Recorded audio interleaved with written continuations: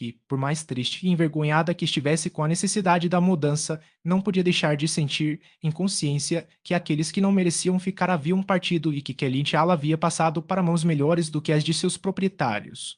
Essas convicções devem, inquestionavelmente, ter sua própria dor, e severa era sua natureza, mas elas impediam a dor que Lady Russell sofreria ao entrar novamente na casa e percorrer os aposentos familiares. Nesses momentos, Anne não tinha poder de dizer a si mesma: estes cômodos deveriam pertencer somente a nós. Ah, como caíram em seu destino! Que ocupação indigna! Uma família antiga a ser tão impulsionada para longe. Estranhos ocupando seus lugares. Não, exceto quando pensava em sua mãe e se lembrava de onde ela costumava se sentar e presidir, ela não tinha nenhum suspiro desse tipo a emitir. Ah, Prof sempre a recebia com uma gentileza que lhe dava o prazer de imaginar-se uma favorita e, na ocasião presente, recebê-la naquela casa, houve uma atenção especial. O triste acidente em Lyme logo se tornou o assunto predominante e, ao comparar seus últimos relatos sobre a inválida, ficou evidente que cada senhora datava suas informações da mesma hora da manhã anterior, que o capitão Wentworth estivera em Kellynch ontem a primeira vez desde o acidente, trouxera a Anne a última nota, cujos passos exatos ela não conseguira rastrear, permanecer algumas horas e, em seguida, retornar a Lyme sem qualquer intenção imediata de deixá-la novamente. Ela descobriu que ele havia se interessado por ela, em particular, expressar a sua esperança de que Elliot não estivesse pior por seus esforços, e falara desses esforços como sendo grandes. Isso era bonito e lhe proporcionava mais prazer do que quase qualquer outra coisa poderia ter feito. Quanto à própria e triste catástrofe, ela só poderia ser analisada de uma forma por duas mulheres estáveis e sensatas, cujos julgamentos precisavam se basear em eventos comprovados, e ficou perfeitamente decidido que ela havia sido consequência de muita leviandade e muita imprudência, que seus efeitos eram alarmantes, e que era assustador pensar por quanto tempo a recuperação das Musgrove ainda poderia ser incerta, e como ela ainda permaneceria sujeita a sofrer com a concussão no futuro. O almirante encerrou o assunto sumariamente, exclamando: "Ah, um negócio muito ruim, de fato. Essa nova forma de amar, para um jovem, que consiste em quebrar a cabeça de sua amante, não é mesmo, senhorita?"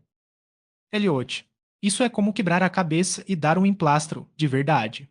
Os modos do almirante Croft não eram exatamente do tom que agradava a Lady Russell, mas encantavam Dany. Sua bondade de coração e simplicidade de caráter eram irresistíveis. "Agora, isso deve ser muito ruim para você", disse ele, repentinamente despertando de uma pequena reflexão, "vir e nos encontrar aqui. Não me recordava disso antes, declaro, mas deve ser muito ruim. Mas agora, não se detenha em formalidades. Levante-se e percorra todos os cômodos da casa, se desejar." "Em outra ocasião, senhor, agradeço, mas não agora."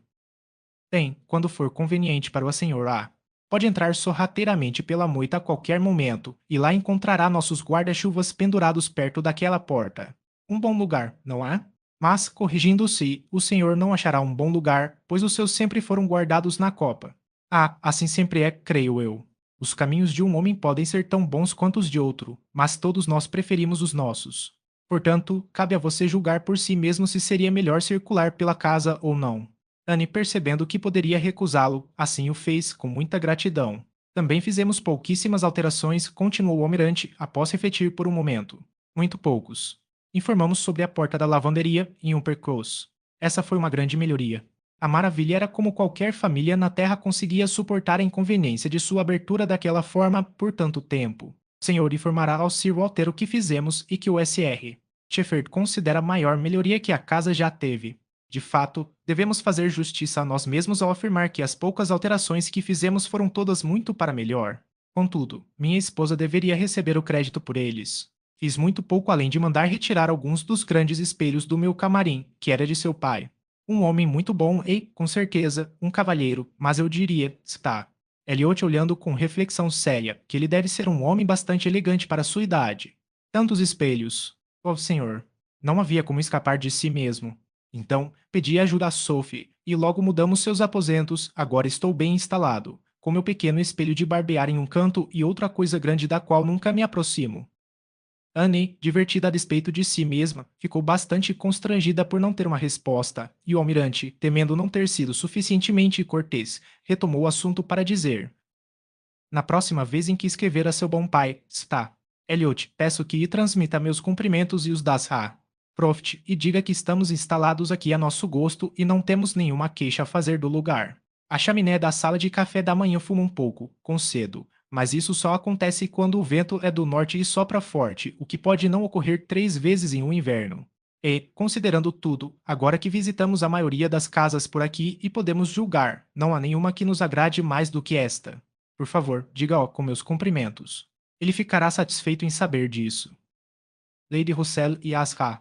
Prof. se agradaram muito, mas a amizade que esta visita iniciou não estava destinada a progredir muito no momento, pois, quando a visita foi retribuída, os Croft anunciaram que iriam viajar por algumas semanas para visitar seus parentes no norte do condado e provavelmente não estariam em casa novamente antes que Lady Russell se mudasse para Bath. Assim, chegava ao fim todo o perigo para Anne de encontrar o capitão Wentworth em Kellyshire ou de vê-lo na companhia de sua amiga. Tudo estava seguro o suficiente, e ela sorriu ao pensar nos muitos sentimentos ansiosos que havia desperdiçado com o assunto. Embora Charles e Mary tivessem permanecido em Lyme muito mais tempo após a partida do SR e da SA, uns breve do que Anne imaginava que pudessem ser necessários, foram os primeiros da família a retornar para casa e assim que possível após seu retorno ao Uppercross, foram de carro até a casa de campo. Eles haviam deixado Louisa começando a sentar-se, mas sua cabeça, embora lúcida, estava extremamente fraca e seus nervos suscetíveis ao extremo da sensibilidade, e embora pudesse ser considerada totalmente bem, ainda era impossível dizer quando ela poderia suportar a remoção para casa e seu pai e sua mãe, que precisavam retornar a tempo de receber seus filhos mais novos para as férias de Natal, quase não tinham esperança de poder trazê-la consigo. Todos eles haviam estado hospedados juntos. Ah, Musgrove havia afastado as crianças das Haas. Havia o máximo possível. Todos os suprimentos possíveis de Uppercross foram fornecidos para aliviar o inconveniente dos Sarvilhos, enquanto os Sarvilhos queriam que eles fossem jantar todos os dias, e, em suma, parecia ter sido apenas uma disputa de cada lado sobre quem seria mais desinteressado e hospitaleiro. Maria havia tido seus momentos difíceis, mas, no geral, como era evidente por sua longa permanência, ela havia encontrado mais motivos para desfrutar do que para sofrer. Charles Saiter estivera em Lyme com mais frequência do que lhe convinha, e quando jantaram com os Arvilhos, só havia uma empregada para servir e, a princípio, a Sa. Arvilho sempre dera precedência a Sa.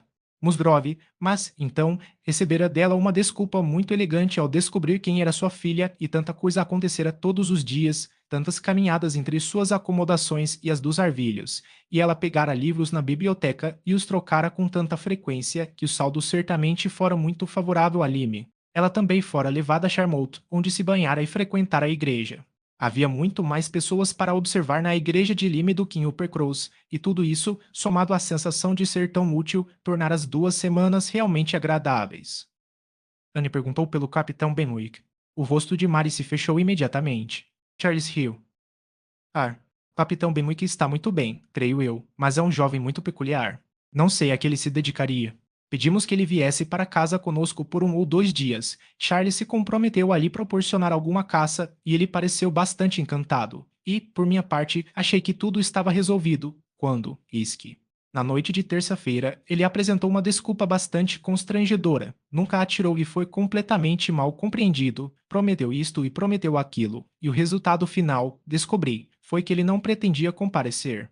Suponho que ele temesse achar tudo monótono, mas, juro por minha honra, eu teria pensado que éramos animados o suficiente no cottage para um homem tão desiludido quanto o capitão Benwick. Charles riu novamente e disse: Ora, Mary, você sabe muito bem como realmente foi. Foi tudo obra sua, voltando-se para Anne. Ele imaginou que, se nos acompanhasse, a encontraria por perto, supôs que todos moravam em Uppercross e, quando descobriu que Lady Russell residia a 3 milhas de distância, desanimou-se e não teve coragem de vir. É um fato, sob minha palavra de honra. Mary sabe que é. Mas Mary não cedeu a isso com muita graça, seja por não considerar o capitão Benwick digno, por nascimento e situação, de se apaixonar por uma Elliot, seja por não querer acreditar que Anne fosse uma atração maior para o Uppercross do que ela mesma, deve ser deixado à especulação. A boa vontade de Anne, no entanto, não seria diminuída pelo que ouviu. Ela ousadamente se declarou lisonjeada e continuou suas indagações. Ah, ele fala de você, exclamou Charles, em termos tão elogiosos. Mário interrompeu. Declaro, Charles, que nunca ouvi mencionar Anne 2 vezes durante todo o tempo em que estive lá. Declaro, Anne, que ele nunca fala de você. Não, admitiu Charles, Não sei que ele o faça de modo geral, mas, de qualquer forma, é evidente que ele a admira imensamente. A cabeça dele está repleta de alguns livros que ele está lendo por sua recomendação, e ele deseja conversar com o senhor sobre eles. Ele descobriu algo ou outra coisa em um deles que ele acha o.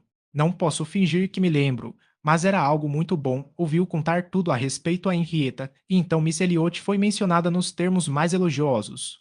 Ora, Mary, declaro que foi assim mesmo, eu mesma ouvi, e você estava no outro cômodo. Elegância, doçura, beleza. Ah, não havia fim aos encantos das tá. Elliot. Estou certa, exclamou Mary com veemência, que isso não me fez muita honra, se o fez. Ah tá. Arville faleceu apenas em junho passado.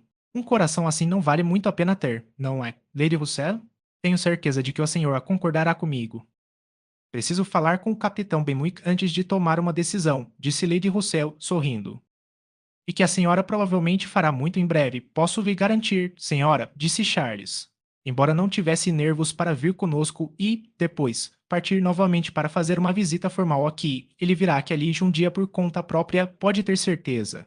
Eu lhe informei sobre a distância e o caminho, e lhe falei sobre a igreja que valia muito a pena ser vista. Como ele aprecia esse tipo de coisa, achei que seria uma boa desculpa e ele ouviu com toda a sua compreensão e alma, e estou certo, por sua maneira, de que o terá aqui em breve.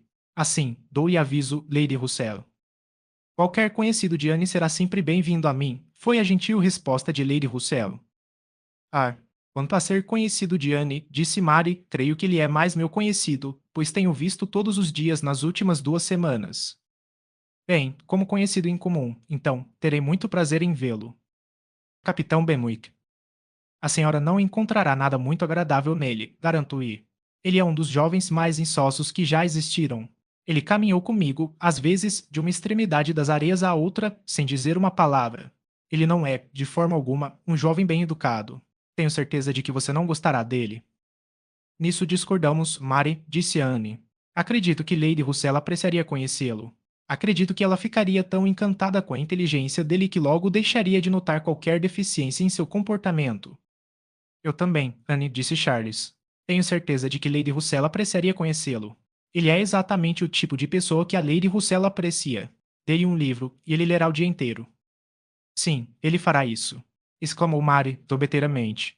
Ele se sentará absorto em seu livro, sem perceber quando alguém lhe fala, quando se deixa cair uma tesoura ou qualquer outra coisa que aconteça. A senhora acha que Lady Russell gostaria disso. Lady Russell não pôde deixar de rir.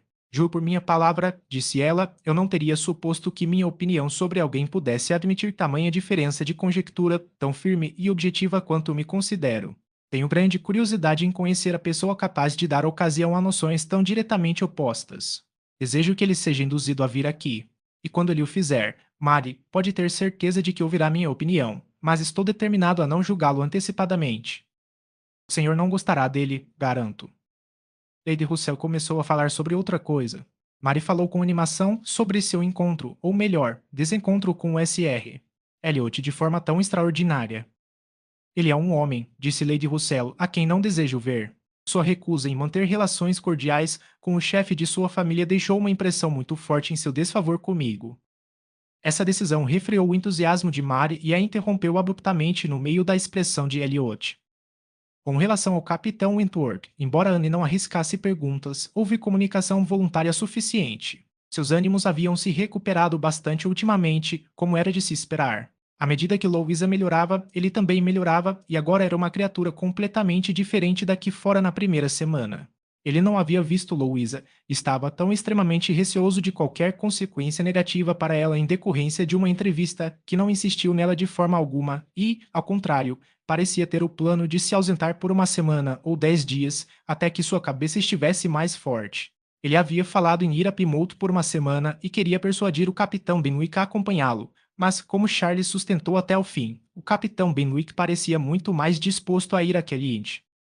Não há dúvida de que Lady Russell e Anne, a partir desse momento, ocasionalmente pensavam no capitão Benwick. Ah, Russell não conseguia ouvir a campainha sem sentir que poderia ser o arauto dele, nem Anne conseguia retornar de qualquer passeio solitário nos terrenos de seu pai, ou de qualquer visita de caridade na aldeia, sem se perguntar se o veria ou ouviria falar dele. O capitão Benwick, contudo, não compareceu. Ele estava menos disposto a isso do que Charles havia imaginado, ou era tímido demais, e, após conceder-lhe uma semana de indulgência, Lady Russell determinou que ele não era digno do interesse que havia começado a despertar. Os Musgroves retornaram para receber seus felizes meninos e meninas da escola, trazendo consigo os filhos da Asha, Arville, a fim de aumentar o barulho de Uppercross e diminuir o de Lime. Henrietta permaneceu com Louisa, mas todo o restante da família voltou a seus aposentos habituais. Lady Russell e Anne lhes prestaram suas homenagens uma vez, quando Anne não pôde deixar de sentir que o Percross já estava novamente bastante animada. Embora nem Henrietta, nem Louisa, nem Charles Saiter, nem o Capitão Wentworth estivessem presentes, a sala apresentava um contraste tão forte quanto se poderia desejar em relação ao último estado em que ela vira. Imediatamente ao redor das Musgrove estavam os pequenos Arvilles, a quem ela guardava diligentemente da tirania das duas crianças da cottage que haviam chegado expressamente para diverti-los. De um lado, havia uma mesa ocupada por algumas garotas tagarelas, cortando seda e papel dourado, do outro, cavaletes e bandejas, curvando-se sob o peso de presunto e tortas frias, onde rapazes barulhentos celebravam com grande alegria, o todo completado por uma lareira crepitante de Natal, que parecia determinada a ser ouvida apesar de todo o barulho dos outros. Charles e Mary também vieram, é claro, durante sua visita, e o S.R. Musgrove fez questão de apresentar suas homenagens à Lady Russell, sentando-se perto dela por 10 minutos, falando com a voz bem alta, mas, devido ao clamor das crianças em seu colo, geralmente em vão. Era uma bela peça de família.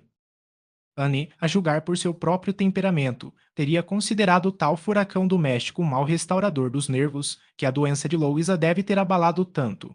Mas Musgrove, que aproximou Anne de si propositalmente para agradecer-lhe de forma muito cordial, repetidas vezes, por todas as suas atenções, concluiu uma breve recapitulação do que ela mesma havia sofrido, observando, com um olhar feliz ao redor da sala, que, afinal, após tudo o que havia passado, nada seria tão propício para o seu bem-estar quanto um pouco de alegria e tranquilidade em casa.